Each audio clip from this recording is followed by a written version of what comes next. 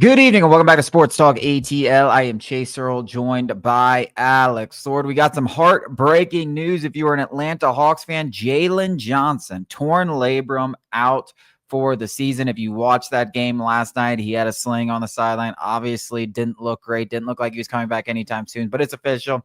He's out for the year, and there's a lot to talk about in regards to what do the Hawks do in the short term? What do they do in the long term? Do they start looking towards the future? And they're in this weird predicament because they're currently in around the playoff tournament. They could probably work their way in, but there's no point in going for it without Jaylen Johnson. But there's really no point in tanking because they don't own their first round pick from the DeJounte Murray trade. So it's kind of like a damned if you do, damned if you don't situation. And I think that's why this particular news, it really, really sucks if you're a Hawks fan. I mean, yeah, small picture, big picture. Just talking about Jaylen Johnson, talking about the entire landscape of the Atlanta Hawks, everything sucks. I'm more concerned more than anything that Jaylen Johnson is not going to ever reach his full potential because of injuries. This is not the first time. I mean, last year it was ankles. This year, this isn't even the shoulder that kept him out a couple of weeks, not too long ago. This was the other shoulder. So, this is not an isolated incident where Jaylen Johnson is getting hurt. And even outside of the fact that the Hawks just gave him $125 million, that's pretty much the only guy that was going to take us to the next level with Trae Young. DeAndre Hunter has taken that next step. He's really found his niche coming off the bench. Reza Shea has been a compliment at times, but obviously at 18 or 19 years old, he's only going to give you so much. But it was Jaylen Johnson who was really going to accelerate the Atlanta Hawks to getting to somewhere notable in the postseason. So this sucks for that. Like you mentioned, do you move off of Bogey? Do you move off of Clint? Because Clint is obviously on an expiring deal. Bogey's under contract for a couple more years. Do you let Clint just walk for absolutely nothing? You don't own your first round pick. And then even on top of that, we were going to maybe get the Kings first round pick this year. They're going to trade De'Aaron Fox and they'll pretty much own their own first round pick. So it's just been a crap storm for the Atlanta Hawks the past few days. Yeah, I mean, I guess the good news when going back to your point about Jaylen Johnson and the injuries, yes, obviously they've been something. And it's really not just Jaylen Johnson. It's been like the entire Hawks. Atlanta Hawks team DeAndre outside Hunter. of Trae Young. Somehow the smallest guy on the team is the most durable. Yeah, so that's been a problem for the Hawks. I mean, you hope he's 23 years old. I mean, you just signed him to a 5-year extension. You think about this season, it was never like a championship or bust. I know people were talking about, we could just go get a star and maybe we'll have it. Listen, that was never going to happen. That was never going to the plan. This was always a 2 or 3 year plan. So you hope he can just come back healthy, and not have anything as significant at this. I mean, it seems like in today's NBA, if you play 60 games, you had the healthiest season ever because, people just sit out every single back-to-back. You got a nick or a bruise, you're out for the game. So as long as it's not something significant, you hope he can get back and continue on this trajectory because he was on an all-star trajectory. I don't think there's any doubt about that. So there's still some hope. But another thing you have to consider in all this, Trae Young's future with the team, right? Like they don't have the rights to him, like they did where he's a restricted free agent. Like he's free to go wherever the hell he wants in a couple of years, right? And he's not going to be happy when you have to sit him down and say, listen, we got to trade Bogey. We got to trade Capella. We got to start thinking about the future. Like I know we had this promising campaign, but Jaylen Johnson's out for the season. There's really no point in hanging on to these veterans that don't have a long-term future with the team.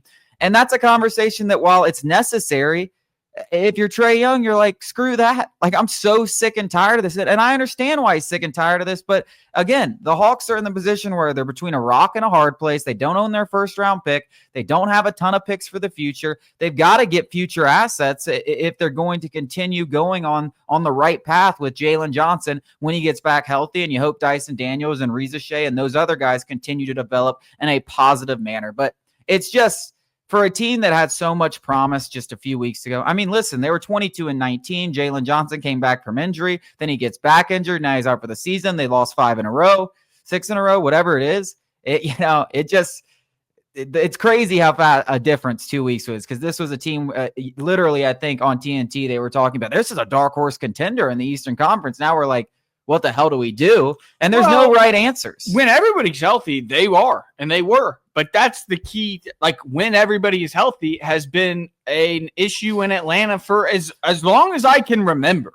Like, DeAndre Hunter, since he's been drafted, in and out. Bogey has the knees of a 45-year-old. Like, it's been time and time. And Jaylen Johnson. Like, Jaylen Johnson is – and these things – I don't know if you remember me saying this. At the beginning of the year, we were starting to get excited. And I just said, the only reason this Hawks team would disappoint fans would be injuries, because everybody that is critical is injury prone. Like, that, there's no getting around it.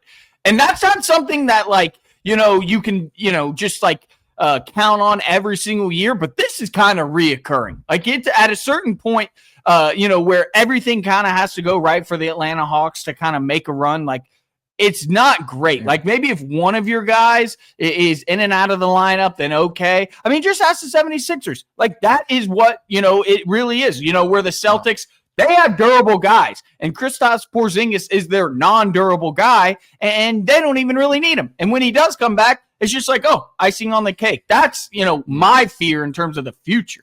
Yeah, I mean, there's no question that the 82-game schedule is a grind. That's why you see so many guys sitting out. And you mentioned the 76ers, but they're far from the only team that's dealt with these nagging injury bugs. I mean, look at the New Orleans Pelicans. Zion Williamson, DeJounte Murray, Brandon Ingram. Like, teams have basically been, all this promise. I mean, I think the Pelicans are a perfect example for the Hawks, because they had all these pieces and they felt like they were on the cusp of finally contending in the Western Conference. And then you look 2 years later and it's like no one's been able to stay healthy. They're about to have to trade Zion, that basically blow it all up. And it is a fear. I mean, I don't know. You're right. I mean, it's a legitimate fear, because it's not just a one-off thing. It's every single year. And when you talk about the key pieces, I mean, DeAndre Hunter has been an amazing revelation, and alongside Jaylen Johnson. But if you look at the career of those two guys, neither of them have been able to stay healthy for an entire season. This would be the first one of DeAndre Hunter's career, and we're only halfway through the season. There's still a lot of time. Like, I mean, if history tells us anything,